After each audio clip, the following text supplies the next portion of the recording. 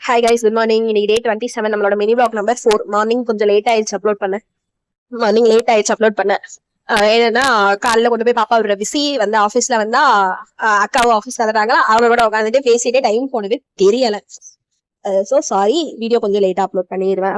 But 1 o'clock upload பண்ணிடுவேன். Edit பண்ணிட்டு இருக்கேன். இப்போ டைம் பார்த்தா 12:33 ஆயிடுச்சு. எடிட் பண்ணி அப்லோட் பண்ணிடலாம். இன்னைக்கு மார்னிங் டே வந்து ரொம்பவே சீக்கிரமாவே ஸ்டார்ட் ஆயிடுச்சு. ஏன்னா பாப்பா கொஞ்சம் காலேஜ்ல விடணும்னாங்களா, அவங்களுக்கு செம் போயிட்டு இருக்கு. சோ போறக்கும் வரக்கும் அப் அண்ட் டவுன் டைம் ஒரு 1 hour டிராவல் ஆயிடும்.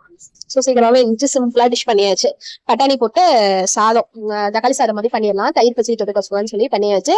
சைடு சைடா வேலை காஃபி வச்சாச்சு.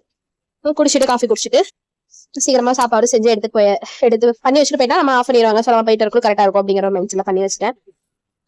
பண்ணி குக்கரை விசில் வந்துடும் ஆஃப் பண்ணுமான்னு சொல்லிட்டு போற கொடுமைக்கு அடிப்படி விட்டுட்டாங்க சாப்பாடு. எங்களுக்கு பிடிக்கும், எங்க 3 பேத்துக்குமே அடிப்பிச்சு சாப்பாடு பிடிக்கும். பட் வீட்டுல இருந்தா நல்லா இருக்காதுன்னு நினைச்சேன். பரவாயில்ல, நல்லாதான் இருந்துச்சு. ஓகே.